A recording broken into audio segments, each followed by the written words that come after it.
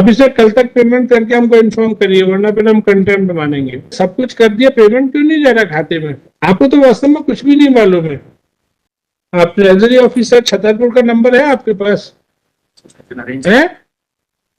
आप पूछ के बताइए, उससे बात कर रही है ट्रेजरी ऑफिसर छतरपुर से। हेलो जी आपका नाम? रिकनेक्ट हो रही थी सर, बार बार हो रहे हैं। आपका नाम क्या है? सर मेरा नाम विनोद कुमार श्रीवास्तव है सर। मिस्टर विनोद कुमार सिंह, इनके केस में ये पेमेंट क्यों नहीं हुआ? ये अप्रैल से 15 अप्रैल से बिल भी जनरेट हो गया, सब हो गया, इनका पेमेंट किस वजह से नहीं हुआ है? Commissioner cooperative is present with Lord, ये ग्रेचुटी वाला मैटर है जिसमें आपने पहले डायरेक्शन दिया था कि पेमेंट हो जाए तब ये ना आए, और ये पेमेंट नहीं करे, फिर उसके बाद कहे कि हमने तो लिख दिया है इसलिए अब हमारा जिम्मेदारी खत्म। तो फिर आपने लास्ट ऑर्डर शीट में काफी कुछ लिखा था, 22/4 की ऑर्डर शीट, कुल मिला के पेमेंट नहीं कर रहे हैं।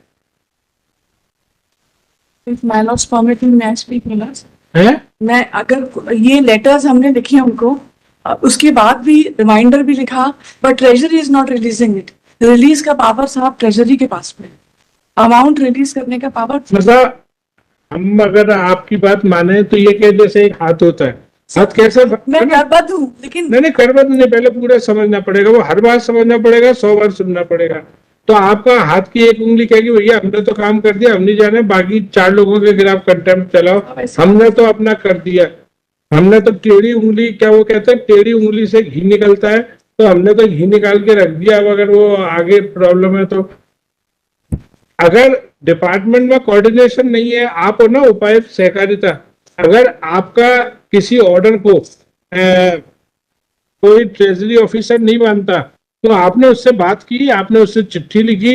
अगर आप 2 डिपार्टमेंट के बीच नहीं है तो मामला किसके पास जाना चाहिए, ये बताइए। सारी चिट्ठी जो लिखी इनके एम्प्लॉय को यदि नहीं मिल रहा है तो ट्रेजरी ऑफिसर के खिलाफ इनने क्या कार्रवाई लिखी वो बता दें। ऐसा कुछ नहीं है, वो सब आपस में कुल मिला के उन्हें नहीं किया। फाइल करना चाहिए, ऐसे दिखाने तो डेट आती है उसके बाद बोलते हैं फाइल करेंगे। फाइल में सबमिट। एक रिक्वेस्ट आपसे करते हैं, जैसे ऐसा समझो जिला, जैसे कोई एक अपन दूसरा केस समझे, कोई शिक्षा विभाग से कोई उनका कोई ऑफिसर रिटायर हुआ, उसको कुछ बेनिफिट को, अब हमने बोले साहब हमने तो चिट्ठी जारी कर दी, अब आप जानो वो जानो, नहीं, आपकी जिम्मेदारी खत्म नहीं हुई है, उसने आपकी सेवा, आपको उसको चिट्ठी लिखनी चाहिए। मामला किसी तीसरे व्यक्ति के पास भी जा सकता है, वरिष्ठ अधिकारी के पास भी, आपको वो मामला उठाना चाहिए। कोई ट्रेजरी ऑफिसर कोई ऐसा थोड़ी है कि उनके ऊपर कोई ऑफिसर नहीं है, आपको उनका आप सीनियर ऑफिसर को अपने रैंक के दूसरे सीनियर ऑफिसर को लिखना चाहिए। सर वो कमिश्नर को लिखा है लेटर, इन्होंने अपने ऊपर अधिकारी को भी लिखा है, ये मैं फाइल कर देती हूँ।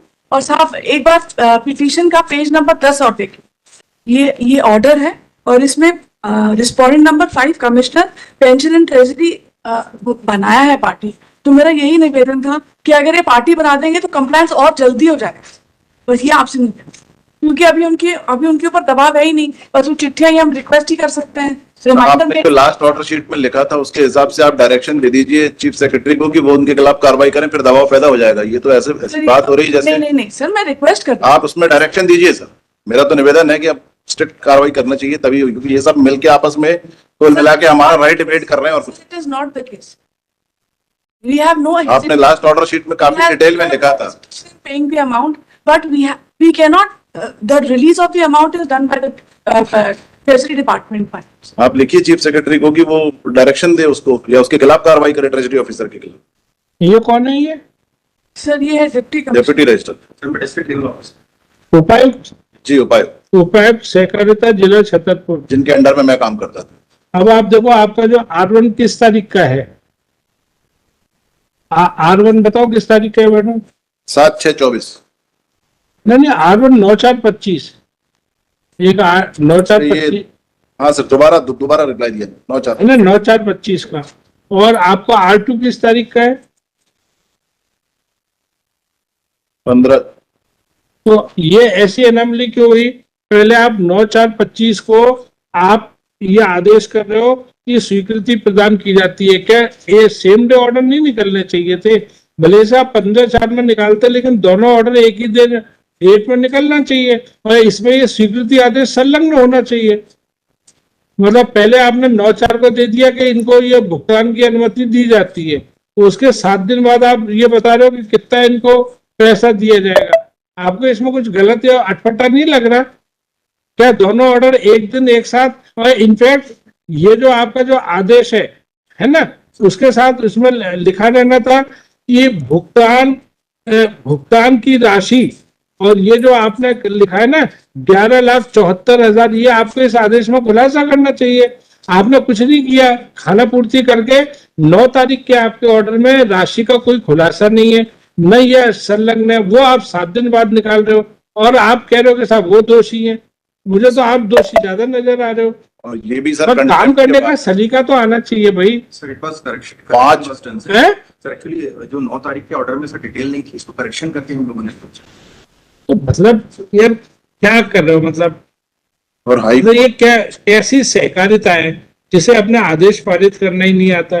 9 तारीख के ऑर्डर में मैडम आप समझ रही हो आप कि आपकी पार्टी कैसे ब्लंडर कर रही है? 7/6/24 का और ऑर्डर था। हम मतलब खुद गलत कर रहे हैं, है ना, खुद गलत कर रहे हैं और कह रहे हैं कि साहब वो तो आपने उसको कंफ्यूज कर दिया है। और अभी भी दोनों लेटरों में कोई कोऑर्डिनेशन नहीं है। और 7/6/24 का ऑर्डर था, 1 साल तक आपने कोई कंप्लायंस अब नहीं ये किया, कंटेम्प्ट में आए तब ये सब हो रहा है। R1 के साथ आपने कुछ इसको लगा के दिया नहीं, है ना, और जो आपने R2 पास किया उसमें R1 का कोई हवाला नहीं है। आप बता दो इसमें अगर R1 का कोई हवाला हो R2 में। 15/4/25 में आपने लिखा, इसमें आपने लिखा क्या बताइए? हाँ, इसमें आपने लिखा है कि परिवार कार्यालयीन आदेश दिनांक 29 छतरपुर, हाँ, तो भुगतान का आदेश पारित किया गया है। और फिर ये आपके आदेश के बाद भी इतना टाइम हो गया, अभी तक पेमेंट नहीं हुआ।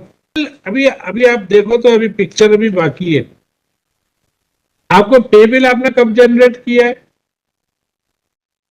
पे बिल किस तारीख को जनरेट किया आपने बताइए? सेम डे का, ये जो 15/4 का जो लेटर है उसी के साथ जनरेट हुआ। क्या मालूम मैडम, एक्चुअली ये आप बता रही हो जबकि आप ये प्रोसीजर बिल्कुल नहीं जानती, और जिन्होंने दस्तखत किए वो चुपचाप खड़े। मुझे देखना पड़ेगा इसमें।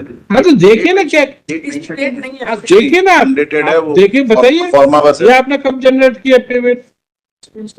9 तारीख को आप आदेश कर रहे हो, 15 तारीख को आप उसका कैलकुलेशन शीट लगा रहे हो। अब पेबिल किस तारीख का ये भी नहीं मालूम है। वैसे इसमें इनके जो हेड है कमिश्नर कोऑपरेटिव, वो भी पार्टी है। Your lordships can direct him to take immediate action against all the officers who are responsible for this. आप इसे कल तक पेमेंट करके हमको इन्फॉर्म करिए, वरना फिर हम कंटेम्प्ट मानेंगे, है ना। आप कल तक पेमेंट करिए और हमको इन्फॉर्म करिए। आपने पार्टी से पूछ लिया? हाँ, बिल्कुल पार्टी सर, बिल्कुल। आज बात हुई आपकी? हाँ बिल्कुल, है, आज बात हुई। आप कल तक इनका पेमेंट करिए। आपने सब कुछ कर दिया, पेमेंट क्यों नहीं जा रहा खाते में? आपको तो वास्तव में कुछ भी नहीं मालूम है। आप ट्रेजरी ऑफिसर छतरपुर का नंबर है आपके पास? है, आप पूछ के बताइए, उससे बात कर रही है ट्रेजरी ऑफिसर छतरपुर से, क्यों नहीं उसने पेमेंट किया?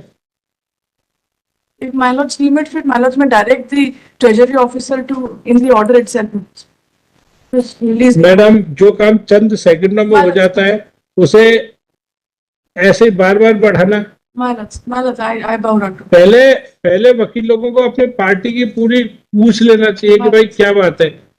प्रॉब्लम ये होती है कि आप लोग ठीक से पूछते नहीं हो उनसे कि भाई क्या बात है, क्यों नहीं। उनको थोड़ा जज के जाने से पहले पार्टी को अपने वकील से ही डर लगना चाहिए कि वकील साहब हमारे हितैषी तो है, लेकिन वो हम कुछ गलत करेंगे तो हमको बचाएंगे नहीं।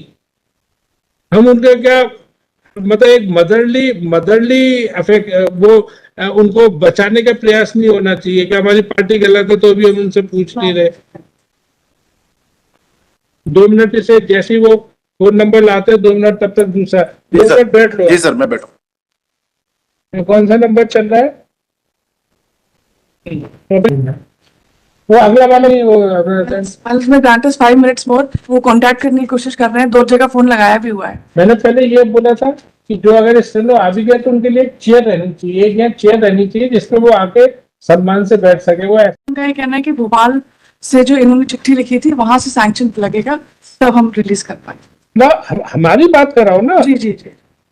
और एक ऑब्जेक्शन भी मैं बात करा था। जी हेलो, जी सर, आपका नाम, रिकनेक्ट हो रही थी सर, बार बार हो रहे हैं। आपका नाम क्या है? सर मेरा नाम विनोद कुमार श्रीवास्तव है सर। मिस्टर विनोद कुमार सिंह, इनके केस में ये पेमेंट क्यों नहीं हुआ? ये अप्रैल से 15 अप्रैल से बिल भी जनरेट हो गया, सब हो गया, इनका पेमेंट किस वजह से नहीं हुआ है? सर इसका रीजन ये है सर कि ये गलत हेड में बिल भेज रहे हैं सर, सरेंडर लीव में ये बिल भेज रहे हैं, हाँ। जबकि इनको माननीय न्यायालय ने इन्हें ग्रेजुटी भुगतान के लिए बोला है, तो इनको ग्रेजुटी के हेड से बिल यहाँ भेजना चाहिए। लेकिन ये बार बार, एक बार इन्होंने बिल भेजा है कि उसमें सरेंडर लीव के हेड में इन्होंने बिल भेज दिया। सर इसमें दोहरे भुगतान की संभावनाएं सर बढ़ जाती है, इसलिए लगा दी गई। एक minute, it is informed by Treasury officer that Sakarta department is sending bill under wrong head again and again. This matter relates to leave surrender. This matter relates to payment of gratuity. This matter relates to payment of gratuity, but bill has been generated under head of leave surrender. Therefore, इसलिए आपने आपत्ति लगा दी थी। जी sir, मैं माननीय न्यायालय के परिपालन के लिए तो इसमें तो इन्हीं की फिर गलती। Therefore, he himself had stopped payment in this bill. आपने वो इनको लेटर लिखा था क्या? हाँ सर, मैंने लेटर लिखा है, पूरी प्रोसेस भी लिखी है। It is submitted further that he has sent a letter in this regard to the सहकारिता डिपार्टमेंट। उसका लेटर का नंबर बताइए सर। मैं अभी ऑफिस पहुंचना पड़ेगा, एक्चुअली मैं टीएल में बैठा हूँ। but at present he is sitting in TL meeting, therefore he does not remember the number. Therefore it is clear to this court that there is hardly any coordination between Sakarta, ये cooperative department, in cooperative department and treasury officer, and people have to suffer because of inefficiency or non-coordination of both the department. ये तो है ना? Therefore, it is directed that आप तो देख लिया। इनका डेलिबरेट एक्ट लग रहा है। वो लेटर है, लेटर उसमें सैंक्शन का लिख रहे हैं, सैंक्शन का लिख रहे हैं। ठीक है, ज्यादा पंचायत मत करिए, आपको कंटेम्प्ट में सजा सुना दी जाएगी। क्या लिख रहे हैं क्या नहीं लिख रहे, सारा सबूत। ये फोन कॉल इसलिए किया जा रहा है कि रोज ये होता है कि साहब ट्रेजरी ऑफिसर, हेलो, अब जी सर। रोज ये या कोर्ट में खड़े होके कहा जाता है कि साहब ट्रेजरी ऑफिसर, हर दूसरे केस में ये कहा जाता है कि ट्रेजरी ऑफिसर पेमेंट नहीं कर रहा। इसलिए मैंने सोचा कि ये देख तो लूं कि ये चक्कर क्या है, गलत बिल जनरेट करते हैं। अब ये कब तक पेमेंट हो जाएगा? आप कब तक ये सही बिल बना के भेजेंगे बताइए? है फिर 1 महीने के लिए टल जाएगा, नहीं आज ही करें sir. One present in court submit that within 2 days they will file the correct bill after consultation with the treasury officer. हाँ मिस्टर श्रीवास्तव जी, हेलो, ये है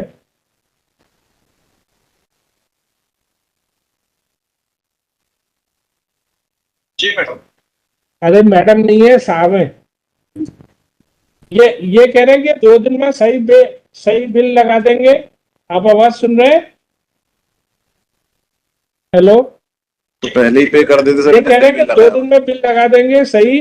आपसे चर्चा करके आप कितने दिन में क्लियर कर देंगे? पेमेंट पार्टी के खाते में कितने दिन में पहुंच जाएगा?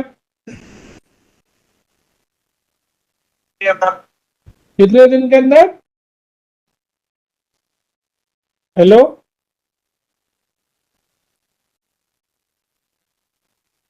है ना?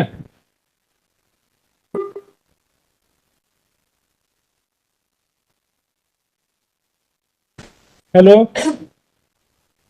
हाँ जी सर। ये कह रहे हैं कि 2 दिन में लगा देंगे, आप कितने दिन में बिल क्लियर कर देंगे?